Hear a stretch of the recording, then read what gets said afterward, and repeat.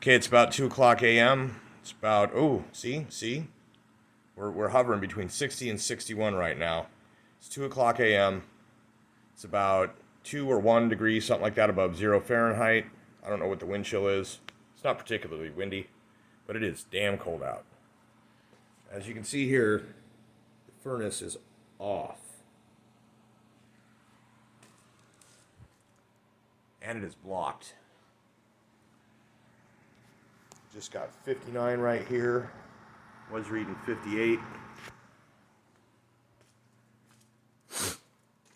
Got pillowcase hanging across a half-closed door. Stack of pizza boxes to knee height. What this does is block the drafts from the floor in the front room. Everything is blocked off that lets any cool drafts through. And at this point, it's the air's not really moving around in there. It's just not that warm because there's no heat source. And rather than let it soak off of this room and drain the heat from the rest of the house, this way everything is manageable. So the way it works is the colder air stays down, cold air sinks, hot air rises. As a consequence, any air that gets pushed down will cool, any air that gets pushed up will warm. So the air that does roll over this pizza box and into this room on the floor is going to be slightly warmer than the air on the floor.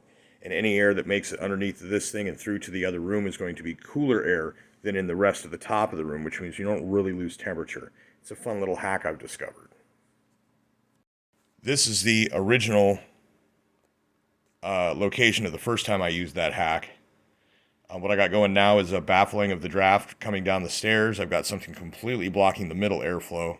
Otherwise, we would have the same thing going, but because of the elevation difference, it's not as effective. And we are pretty well blocked off so that air is not coming the same way. Any air that comes down and then comes up is going to get forced to warm before it can mix. So the floor draft is basically killed at this point in the great room here. And the temperature is, as you can see there, fairly nice. Here we have about 12 tea candles. They're maybe an hour and a half left before these go out. Yes, I know what it looks like. These are mason jars, which are heat resistant, weighing down the hollow trumpet horn of the chimney that is releasing quite a lot of hot air. There's more heat coming off of this faster than from the space heaters.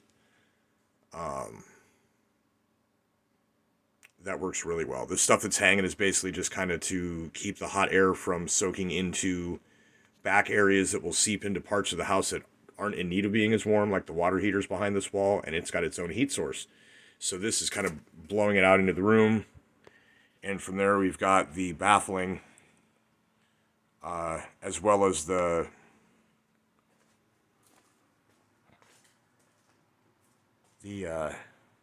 tapestry hanging up there for blockage of drafts. And then this allows it to cup air into here. It is considerably warmer air up here than out here. There is so much more air in this part to warm. So that's, again, talking about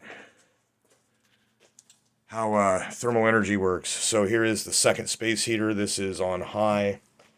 It is pouring off heat that is rising up. I've kind of been thinking I want to put a tapestry that comes to about here, which is about eye height for me, which is about a foot lower than that, which would cup even more heat in the back.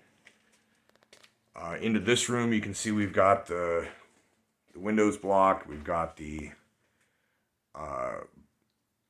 furnace vent baffled, and over here we've got the footing from the water heater and the stairs underneath the upstairs where the cold air is all blocked. If the power was to go out and I didn't have my electric space heaters, I would find a way to make this room habitable for me and the cats. Between all of us, our body heat, and that candle terracotta thing sitting right here, I believe this room would be probably sitting about 70 or 75 degrees with me and the cats. The rest of the house outside of here, if I sealed up the sliding doors and with all the baffles the way they are, I would think it would probably get down to about 45 or 50 inside, like this absolute raging cold outside and zero electricity in here.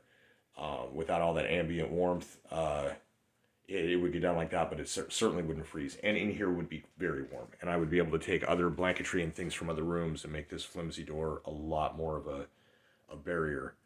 So it's very interesting. This room is about the same temperature, a couple degrees cooler than the pink room. We've also got a baffled register. We've got the window blocked off. And we got this curtain as well as the insulation foam here on this side of the door. This curtain keeps a lot of warmth in this room while letting the cats come and go. So then in here, same as with the fireplace den, we've got the dark side of the Venetians facing outward, the light side facing inward. Space heater is running, again, full bore. We've also got the snow melter going. The melter on the other side for the north end of the house actually has failed, so I think there's a problem with the cord, and I'll have to get a new one of those. But so this is running. The temperature overhead is not any warmer or that much different. It's actually a little warmer at the lower level right now, which is kind of funky. I think it's just because of heat loss out the roof.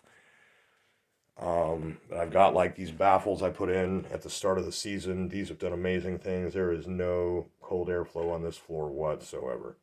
And the one in the front room I found a flaw in and was able to stuff basically where this thing goes in here. I didn't have anything like that. And in the one in the front room, I've stuffed a folded bed sheet in it, and it killed the draft entirely. So there's really not a lot of floor draft, not a lot of cold air seepage or anything. It's just a matter of baffling that, cupping hot air in other vital places. And you can even see here, like I've got a little cubby hole spot. Sometimes these guys will get into here and snuggle up. Hi, Roger. And a place for the food to get in, apparently.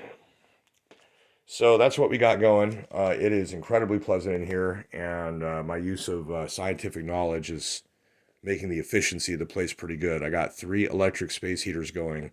I got 12 candles burning. I don't have firewood in use. I'm not using LP gas. The water heater's electric, and the furnace is off. And I mean, I'm legit. Sorry, I'm legit hanging out in my pajamas with no jacket or anything. That is how comfortable it is inside this house, without a furnace, without a fire. Oh, and I forgot to mention, the igniter on the oven went out 2 days ago, so I cannot turn the oven on to generate heat. So I'm catching 60-degree comfortable environment in here with bitter cold outside, with a minimal electric usage, no gas usage, and some candles. Knowledge is power.